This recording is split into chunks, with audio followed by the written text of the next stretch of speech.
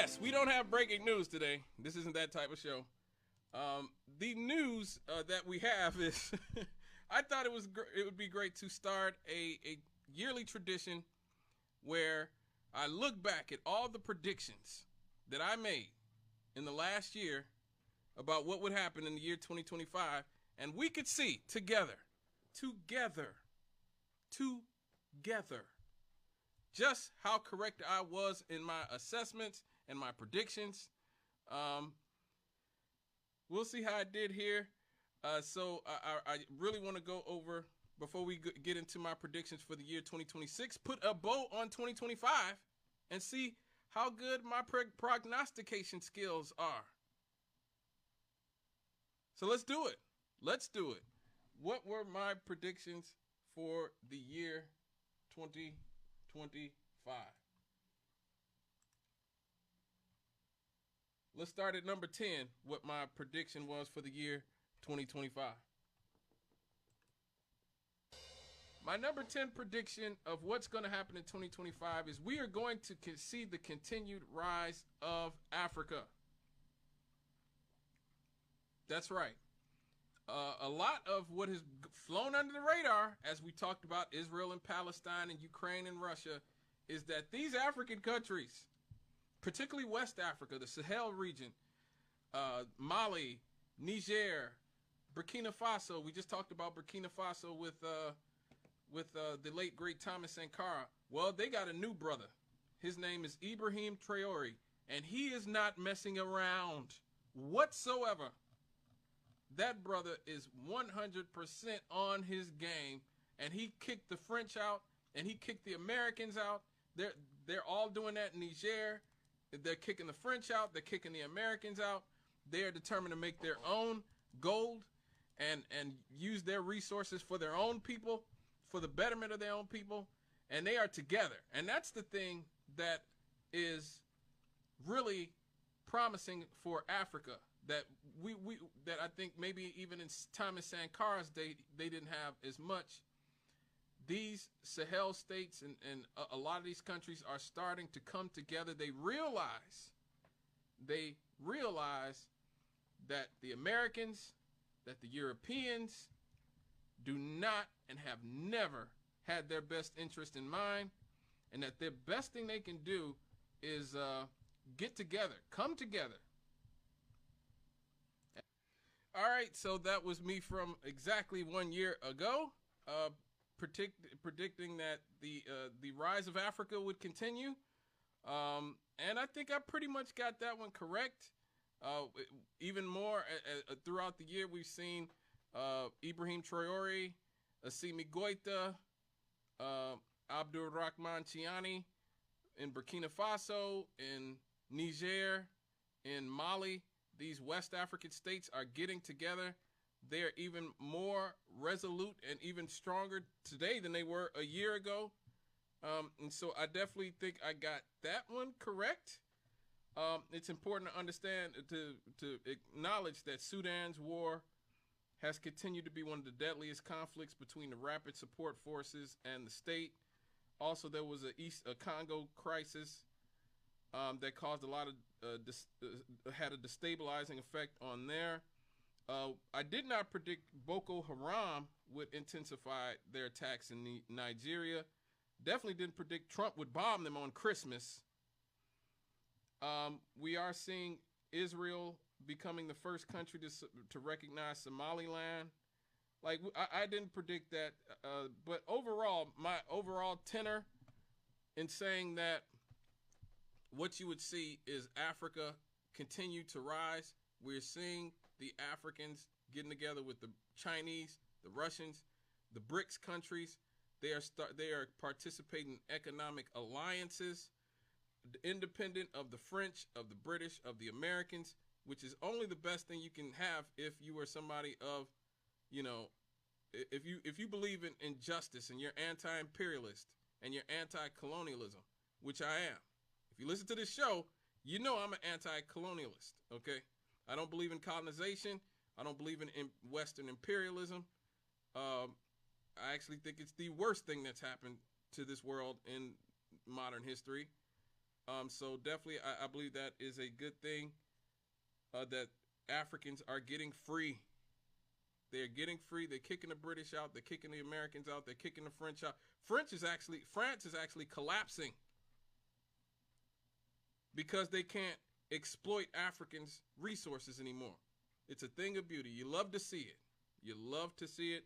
So that was my number 10 prediction, that the West African states would continue to rise, that you'd see a continued drive for real independence away from neo-colonialism.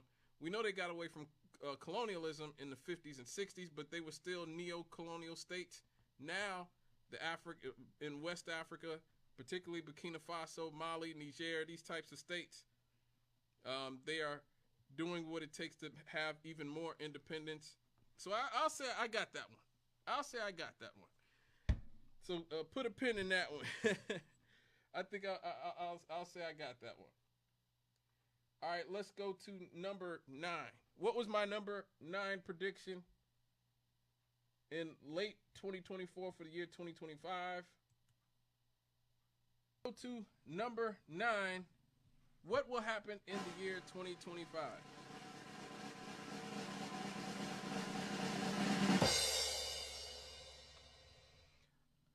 I think, and I truly believe that since Donald Trump is coming into office, a lot of the elites, the corporatists who are helping to hold up the economy with hopes that we'd vote for Joe Biden or Kamala Harris, a lot of these people, I think they will let the economy collapse under Donald Trump. It's going to happen regardless.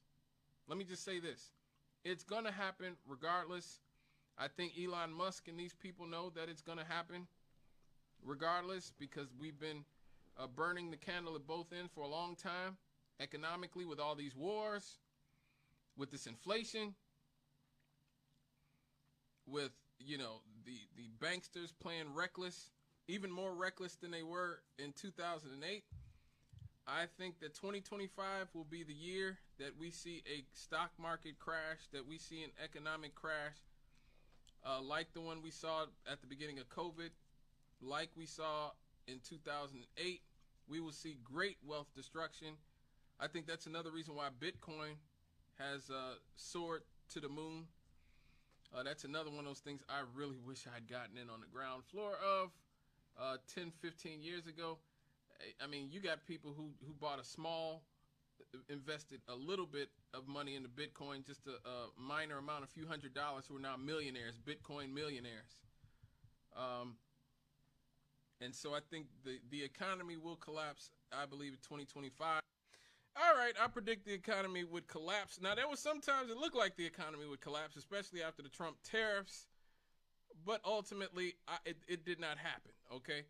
Like I say in the video, it's going to happen. I'll just say I was early on that one. I won't say I was fully wrong. I'll just say I was a little bit early.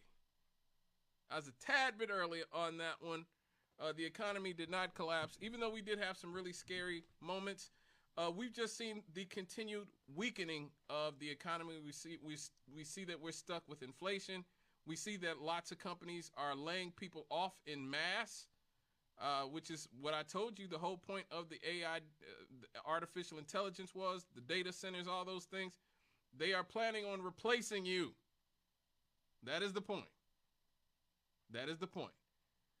And so ultimately, I think I was early with the collapse, but it did not happen in 2025, so I can't claim that I was correct about it happening in 2025. So I'll just say, right, I'll strike that one.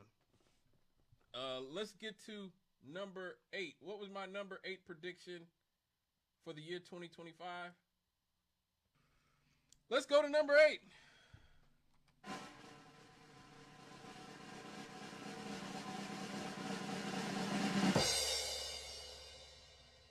Well, what happens when there is chaos and there is collapse in society? Oligarchs like Donald Trump and strong men like Donald Trump try to take more power. And that's exactly what I see happening. Donald Trump we'll think about at least, very seriously, we will come at least very close to invading Canada. He's already calling the Canadian Prime Minister the Governor of Canada. I think we will probably try to take Greenland from Denmark. And we will also try to take back the Panama Canal.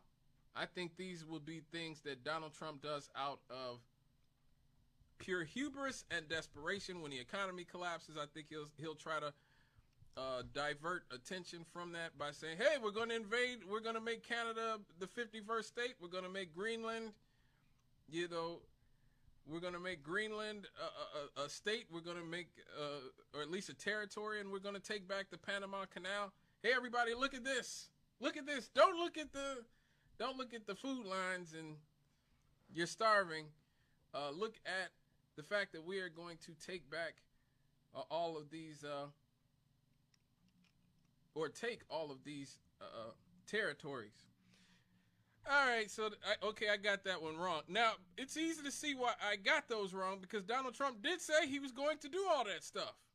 He did say that. He did threaten Canada very much so, especially before their elections took place. And actually, his threats to take Canada actually helped put the left in charge in Canada. It was sort of the right-wing candidate that would have been more malleable to him was actually winning until Donald Trump got in office and started threatening to take Canada, and then all the people said, okay, we'll vote for the liberals again. So I could see that, and it's almost like with Greenland and the Panama Canal, those things probably still could happen. So again, it's just like with the economy collapsing, I just think I'm probably a little bit early on those things. But it does not look like Trump is going to take Canada. So I will just say I was wrong on that one. Donald Trump did not invade Canada.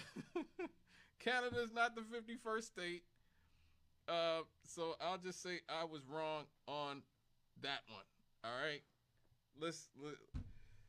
Let's keep going. What was my number 7 prediction for the year 2025? Okay, let's go to number 7 for the year 2025 predictions.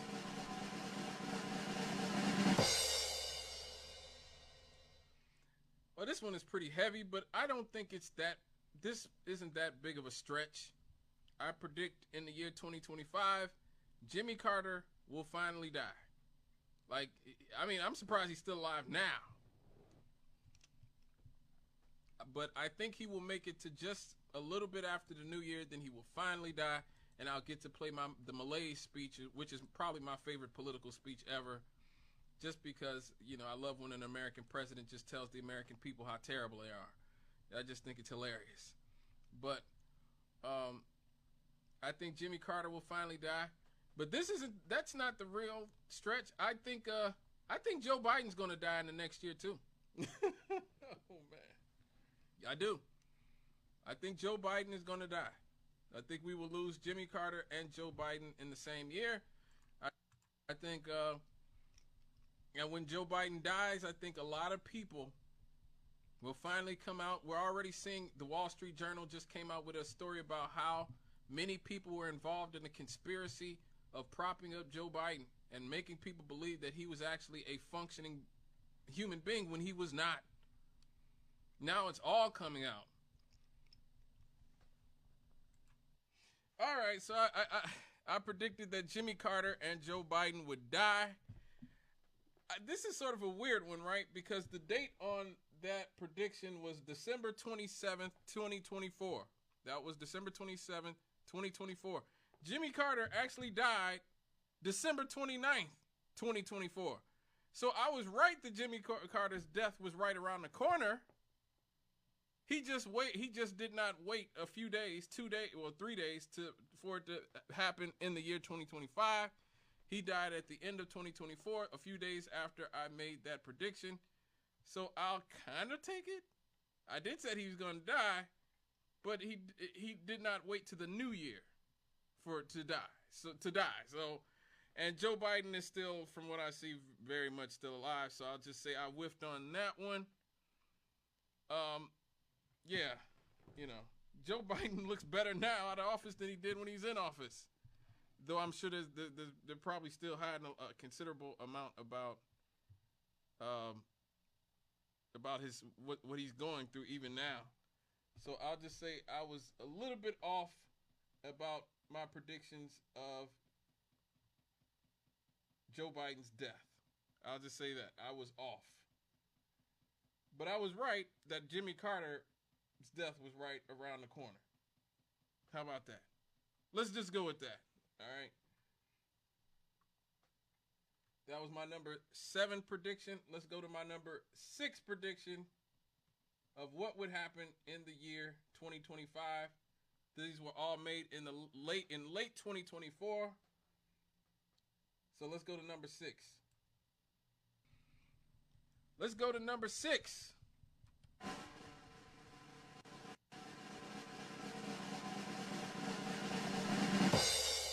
Oh God.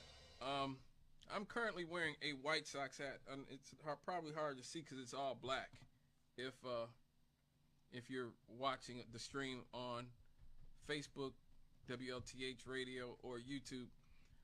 But my prediction for the year 2025 is that the White Sox will lose 130 games.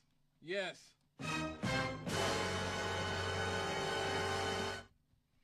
You would think it can't get any worse from here. Oh boy. Whenever you think that about the White Sox or the Bears, it always gets worse. So I predict that my White Sox will lose 130 games this next year. They already lost 120 games this year. And they're trading talent away. So I can't imagine that they're going to be much better next year. And all I can see is that I can see people like my guy, Luis Robert, just checking in, forcing a trade or something, trying to get traded.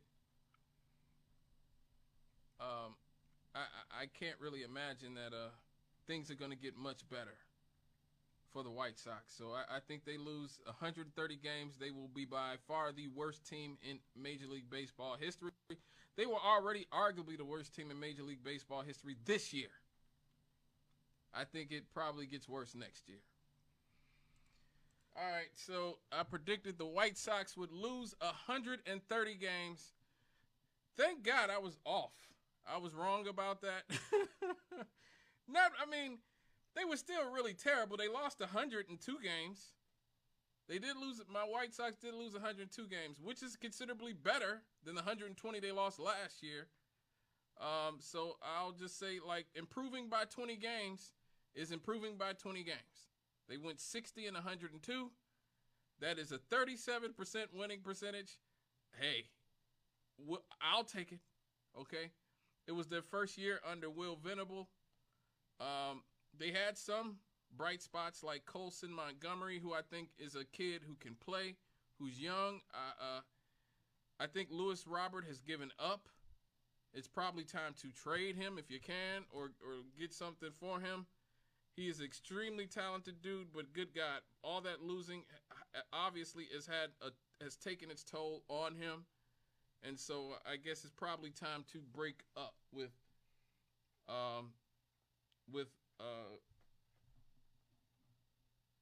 Luis Robert. Okay, I'll say I was wrong there. That was my number 6 prediction for the year 2025. The White Sox would lose 130 games. I was obviously wrong. I was obviously wrong and happy. I'm kind of happy to be wrong. You know, I'm embarrassed to be a White Sox fan, but I'm not quite as embarrassed to be a White Sox fan at this moment. So let's get to number 5.